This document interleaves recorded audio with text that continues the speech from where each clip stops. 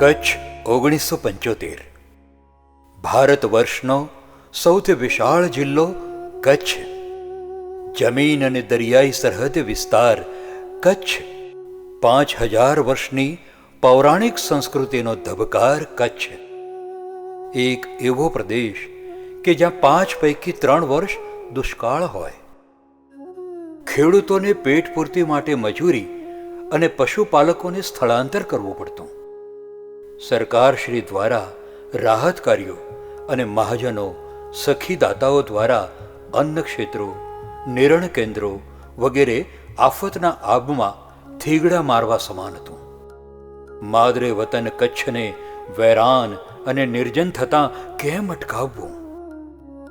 Visionary કર્મવીર શ્રી કાંતિસેન શ્રોફ કાકા જીવનના 55મા વર્ષે એક્સેલ ઇન્ડસ્ટ્રીઝ લિમિટેડના ચેરમેન પદેથી નિવૃત્તિ લઈ માતૃભૂમિનું ઋણ અદા કરવાના સંકલ્પ સાથે સજોડે કચ્છ આવ્યા. ગ્રામીણ કચ્છની સર્વાંગી પરિસ્થિતિનો જાત અભ્યાસ કરી એક એક્શન પ્લાન બનાવ્યો. તેના અમલીકરણ માટે મર્ચન્ટ રિલીફ કમિટી સાથે રહીને માંડવી પાંજરાપોળમાં ભાડાની જગ્યામાં શરૂ કર્યું એક્સેલ ગ્રામ વિકાસ કેન્દ્ર વર્ષ 1975. લોકાભિમુખ અભિગમ અને પરિણામલક્ષી કાર્ય પદ્ધતિને કારણે કાર્યફલક વિસ્તરતું ગયું. 1978માં માંડવી સીમમાં 26 એકર જમીન ખરીદીને પ્રવૃત્તિઓ શરૂ કરી. રામકૃષ્ણ મિશનના સ્વામી વ્યોમાનંદજીની પ્રેરણાથી સંસ્થાનું નામકરણ થયું Shri Vivekananda research and training institute. સંસ્થાના પ્રારંભથી જ કર્મનિષ્ઠ શ્રી તુલસીભાઈ ગજરા અને પછીના વર્ષોમાં જૂનાગઢ કૃષિ યુનિવર્સિટીના નિવૃત્ત અધિકારી ડૉક્ટર M.V. કંજારિયા જોડાયા. VRTIના નામે જાણીતી સર્વપ્રિય સંસ્થા વર્ષ 2025માં સુવર્ણ જયંતિ ઉજવી રહી છે. શરૂઆત સ્વાતંત્ર્ય સેનાની શ્રી મણિભાઈ દેસાઈ રચિત સંસ્થા બાયફના માર્ગદર્શન હેઠળ પશુપાલનની પ્રવૃત્તિથી કરી. પશુપાલકોને વૈજ્ઞાનિક ઢબે સંકર ગાયના ઉછેર અને માવજતના નિદર્શન માટે ગૌશાળા શરૂ કરી. સાથે કુદરતી ખાતર, ગોબર ગેસ પ્લાન્ટ, નિર્ધૂમ ચૂલા વગેરે પ્રવૃત્તિઓ પણ જોડી. બીજી તરફ પૂજ્ય ચંદાબેન શ્રોફ કાકી દ્વારા સૃજન નામે ગ્રામીણ મહિલા કારીગરોને ઘેર બેઠા રોજગારી માટે ભરત ગૂંથણની પ્રવૃત્તિ શરૂ કરવામાં આવી. આ પ્રવૃત્તિઓ થકી કચ્છની ગ્રામીણ સમસ્યાઓનું વાસ્તવ દર્શન થયું અને તેનું તારણ એ આવ્યું કે તમામ સમસ્યાઓના નિરાકરણના મૂળમાં છે પાણીની અછત. કચ્છમાં ગત દાયકાઓના વરસાદ, પાણીની આવક અને જાવકના આંકડાઓનો અભ્યાસ કરતાં સ્પષ્ટ થયું કે મોટાભાગનું વરસાદી પાણી દરિયા અને રણમાં વહી જાય છે. નિરર્થક વહી જતા વરસાદી પાણીને રોકવાના મહાયજ્ઞના શ્રી ગણેશ મંડાયા માંડવી તાલુકાના મોટા રતાડિયા ગામે ગોવિંદ સાગર ડેમ અને પછી રાયણ ગામે નવનીત સાગર નંબર 1 અને 2થી પ્રાયોગિક ધોરણે વિકસાવવામાં આવેલ જળ સંગ્રહ યોજનાઓને ધારી સફળતા મળી. ગામે ગામના તળાવોનું વિસ્તૃતીકરણ, ચેકડેમ, કુવા રિચાર્જિંગ, બોરવેલ, ખેત તલાવડી, અંડરગ્રાઉન્ડ સબસર્ફેસ ડાઇક ઇત્યાદિ યોજનાઓને યુદ્ધના ધોરણે હાથ ધરવાનો નિર્ણય લેવાયો.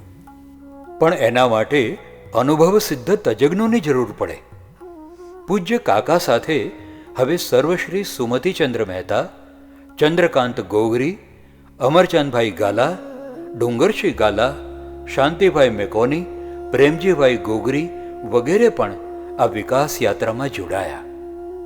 એ સૌના પ્રયત્નોથી ભારત સરકારના નિવૃત્ત હાઇડ્રોજિયોલોજિસ્ટ શ્રી KCB રાજુ સાહેબ બેંગ્લોરથી કચ્છ આવ્યા અને શરૂ થયું કચ્છના ટર્નિંગ પોઈન્ટ સમૂહ જળ સંચય અભિયાન. કચ્છના સેંકડો ગામોમાં ગ્રામ સભાઓ અને જનજાગૃતિ ડાયરા યોજાયા. નામ આપ્યું જલ મંદિર ડાયરા. આપણા તળાવો એ જ સાચા મંદિર. એનો જીર્ણોદ્ધાર કરી એમાં વરસાદી પાણીની પ્રતિષ્ઠા એ જ સાચી ભક્તિ. ગીત સંગીતના માધ્યમે આ સંદેશ ગામે ગામ ઘરે ઘર પહોંચ્યો. જળ સંચય અભિયાન અંતર્ગત સંસ્થા દ્વારા 1078 ચેકડેમ, 396 તળાવ, 356 રિચાર્જિંગ ટ્યુબવેલ, 1056 કુવા રિચાર્જિંગ, 52,750 સ્ટ્રેગલ્ડ ટ્રેન્ચ અને 4 સબસર્ફેસ ડાઇક બનાવવામાં આવ્યા. ગુજરાત સરકારના water and sanitation management organisation વાસ્મો સાથેની સહભાગિતાથી 314 ગામોમાં પીવાના પાણીની સુવિધા ઊભી કરવામાં આવી. 407 ઘર અને 67 શાળાઓમાં વરસાદી પાણી સંગ્રહ માટે ટાંકાઓ બનાવવામાં આવ્યા. ટેકનોલોજીની સહાયથી ગ્રામ્ય સ્તરે પાણીની આવક જાવકની ગણતરીઓ કરીને 162 ગામનો હાઇડ્રો સેન્સસ રિપોર્ટ તૈયાર કરીને ગામોને પાણી માટે સ્વાવલંબી બનાવવા માટેની કામગીરી હાથ ધરવામાં આવી છે. જળ સંચય સાથે જળ બચત અને જળ વ્યવસ્થાપન પણ મહત્વનું છે. સંસ્થાએ ખેડૂતોને સૂક્ષ્મ સિંચાઈ પદ્ધતિથી માહિતગાર કર્યા. ઉપરાંત રોકડિયા પાકોના બદલે લાંબા ગાળાના બાગાયતી પાકો તરફ વાળવા રોપાઓના વિતરણનું કાર્ય હાથ ધર્યું. 6,628 હેક્ટરમાં ખેડૂતોએ સ્વયંભૂ આ યોજનાઓનો અમલ કર્યો. દરિયાપટ્ટીના વિસ્તારોમાં ભૂગર્ભમાં વધતી જતી ખારાશ અટકાવવા સંસ્થાએ સેલિનિટી મેનેજમેન્ટ પ્રોગ્રામ હેઠળ 27,000 હેક્ટર જમીન નવસાધ્ય કરી. વરસાદ અને વૃક્ષોનો સીધો સંબંધ છે. ગામડાઓ, શાળાઓ, કોલેજો, સંસ્થાઓમાં આ અંગે અસરકારક જનજાગૃતિ કેળવવામાં આવી. સંસ્થાએ પર્યાવરણ રક્ષા અને બાયોડાયવર્સિટી વધારવા 5.5 લાખ વૃક્ષો ઉછેર્યા. જળ સંચય, પર્યાવરણ, સ્વચ્છતા, આરોગ્યલક્ષી યોજનાઓના સુચારુ અને જવાબદાર વહીવટ માટે 233 ગામોમાં ગ્રામ સમિતિઓ બનાવવામાં આવી. એના પરિણામોને અનુલક્ષીને 13 ગામોને નિર્મળ ગ્રામ તરીકે રાષ્ટ્રપતિના હસ્તે પારિતોષિક એનાયત કરવામાં આવ્યા. ખેડૂતો પોતાની જમીન તથા પાણીની ગુણવત્તાને અનુરૂપ ખેતી કરે એ માટે soil and water analysis laboratory શરૂ કરવામાં આવી, જેનો લાભ 12,558 ખેડૂતોએ લીધો. સંસ્થાએ ફાર્મ વેસ્ટમાંથી સેન્દ્રિય ખાતર બનાવવાનો નિદર્શન પ્લાન્ટ બનાવ્યો, જે ખેડૂતો માટે આશીર્વાદરૂપ બની રહ્યો. 843 વર્મી કમ્પોસ્ટ ખાતર પ્લાન્ટ અને અનેક કિચન ગાર્ડન નિર્માણમાં સંસ્થા માર્ગદર્શક બની. 2007માં કેન્દ્ર સરકારે એગ્રીકલ્ચરલ ટેકનોલોજી મેનેજમેન્ટ એજન્સી આત્માની શરૂઆત કરી. ગુજરાત રાજ્યમાં એકમાત્ર સંસ્થા તરીકે કચ્છની જવાબદારી VRTIને સોંપવામાં આવી. આત્મા કાર્યક્રમના સફળ અમલીકરણથી અમુક ગામોને બેસ્ટ પરફોર્મિંગ એવોર્ડથી નવાજવામાં આવ્યા. 80,000થી વધુ ખેડૂતોને વિવિધ સરકારી કૃષિ યોજનાઓનો લાભ અપાવવામાં સંસ્થા માધ્યમ બની. ખેતી વિષયક વિવિધ બાબતોને સાંકળી લઈને સંસ્થાએ એક આદર્શ ખેતી નિદર્શન ફાર્મ વિકસાવ્યું. એનાથી પ્રેરાઈને ઉત્સાહી ખેડૂતોએ પોતાના ખેતરવાડીમાં 4,600 નિદર્શન ફાર્મ બનાવ્યા, જેનો લાભ 40,138 ખેડૂતોએ લીધો. આંતરરાષ્ટ્રીય યુનિવર્સિટી સાથે સંકલન કરી નિષ્ણાતો દ્વારા 3,022 ખેડૂતોને વૈજ્ઞાનિક ખેત પદ્ધતિના વિવિધ પાસાઓ ઉપર તાલીમ આપવામાં આવી. ખેતી અને પશુપાલન એકબીજાના પૂરક છે. કચ્છની આબોહવાને અનુરૂપ ગૌવંશની પસંદગી અને ઉછેર, ઉત્તમ પ્રકારના સાંઢ સસ્તું છતાં પૌષ્ટિક ખાણદાણ, ગોબર ગેસ પ્લાન્ટ ઇત્યાદિ પ્રવૃત્તિઓના નિદર્શનો કરવામાં આવ્યા. પશુ આરોગ્યની જરૂરિયાતોને પહોંચી વળવા સ્થાનિક યુવાનોને અનેક પશુ વૈદ્યો તરીકે તૈયાર કરીને પશુ સારવાર ક્ષેત્રે નવા અધ્યાયની શરૂઆત કરી. તેમના દ્વારા દર વર્ષે સરેરાશ 60,000 પશુઓને સારવાર અને ડીવર્મિંગ રસીકરણની કામગીરી કરવામાં આવી રહી છે. એશિયાનો શ્રેષ્ઠ ઘાસિયા પ્રદેશ કચ્છ હોય, ચોમાસામાં તો ઘાસચારો મળી રહે, પણ ઉનાળો અઘરો નીવડે.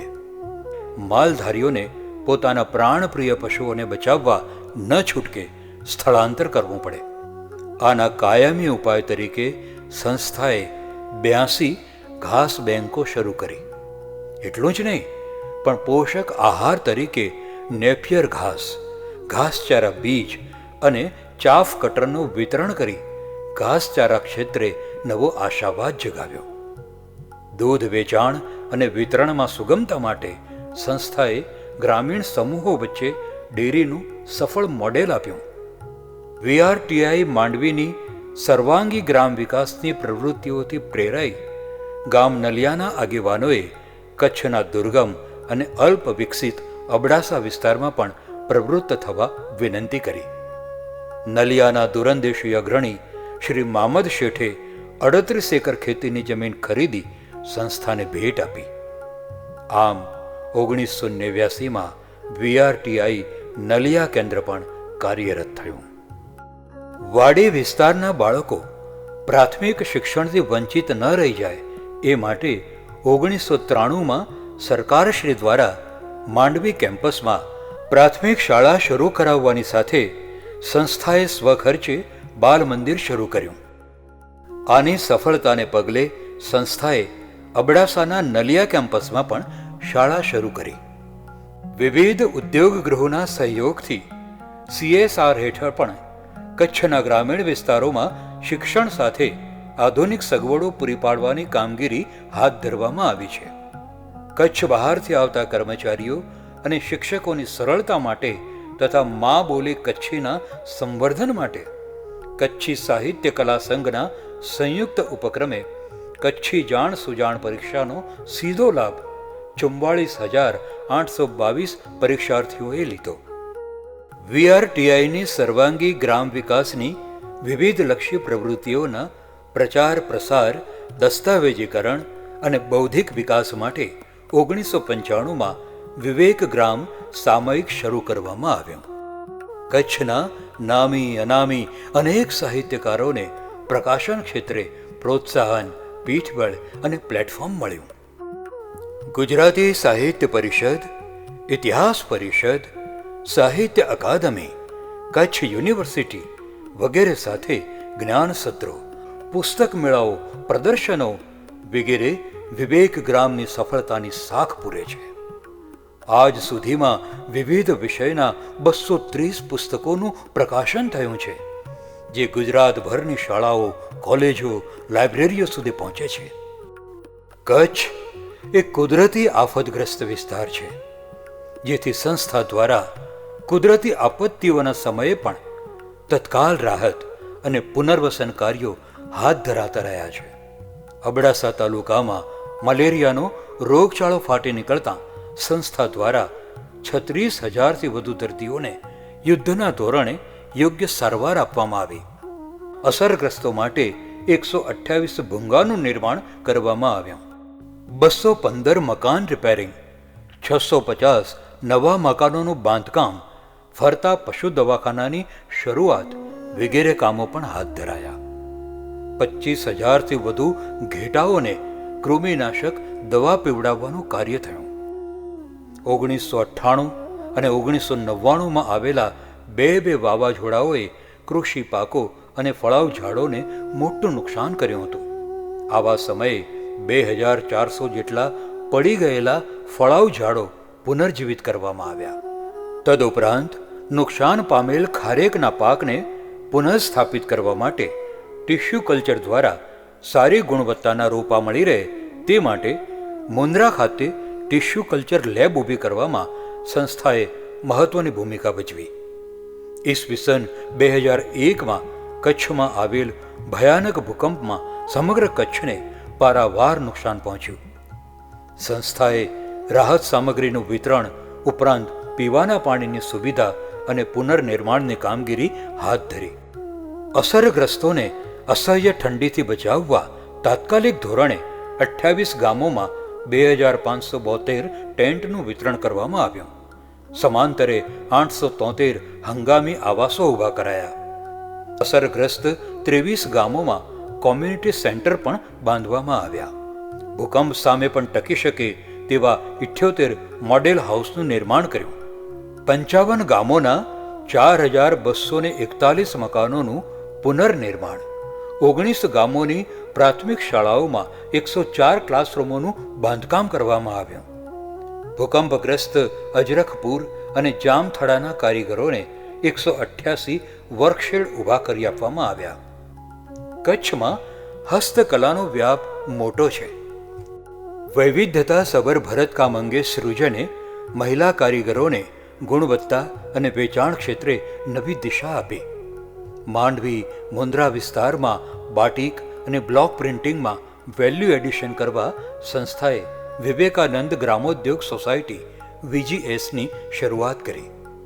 પ્રિન્ટિંગ ઉપરાંત ગાર્મેન્ટ મેન્યુફેક્ચરિંગ અને વેચાણ યુનિટ થકી VGS એક ચલણી બ્રાન્ડ બન્યું. 645 તાલીમ વર્ગો દ્વારા અનેક કારીગરો તૈયાર થઈ સ્વરોજગાર મેળવતા થયા. બાટિક માટે દુનિયાભરમાં ખ્યાતનામ ઇન્ડોનેશિયાના જો જાકાર્તાથી મામી કાટોની ટીમ 2 મહિના માટે વિશેષ પ્રશિક્ષણ માટે માંડવી આવી. મહિલા સ્વાવલંબન કામગીરી અંતર્ગત સંસ્થાએ 129 ગામને આવરી લીધા છે. 5 તાલુકાની દર વર્ષે 5000 જેટલી મહિલાઓ સાથે ગૃહ ઉદ્યોગ અને નાણાકીય બચત પ્રવૃત્તિ કરવામાં આવી રહી છે. છેલ્લા 1.5 દાયકામાં વાતાવરણીય બદલાવની વિપરીત અસરોના પડકારોને પહોંચી વળવા રૂકમાવતી રિવર બેઝિન મેનેજમેન્ટનો પ્રયોગ કરવામાં આવ્યો. અડધી સદી વટાવી ચૂકેલી આપણી સંસ્થાને વિવિધ રાષ્ટ્રીય અને આંતરરાષ્ટ્રીય પુરસ્કારો સહજપણે મળ્યા છે. જે પૈકી વર્ષ 1993માં ફિક્કી દ્વારા ગ્રામ વિકાસ રાષ્ટ્રીય પુરસ્કાર, 1996નો જળ સંચય રાષ્ટ્રીય એવોર્ડ, 1997 અને 2003માં રાષ્ટ્રીય સફાઈ પુરસ્કારો, 2007 અને 2008માં ભૂમિ જળ સંવર્ધન પુરસ્કારો, 2012 કચ્છ રત્ન પારિતોષિક, 2011 અને 2018માં અર્થ કેર એવોર્ડ, 2018નો natural capital award, 2021 GNE awards of excellence, best NGO in India વગેરેનો સમાવેશ થાય છે. તદુપરાંત સંસ્થાના સ્થાપક અને રાહબર શ્રી કાંતિસેન શ્રોફ કાકાને વર્ષ 2006માં દર્શક એવોર્ડ એનાયત થયો. પણ સૌથી મોટો પુરસ્કાર એટલે ગામ લોકો, પંચાયતો, મહાજનો, દાતાઓ, કંપનીઓ અને સરકારશ્રીનો VRTI પ્રત્યેનો અતૂટ વિશ્વાસ. તો ચાલો સહવીર્યમ કરવા વહે પરમાર્થની આ યાત્રાને સૌ સાથે મળીને આગળ ધપાવીએ. શુભમ ભવતુ.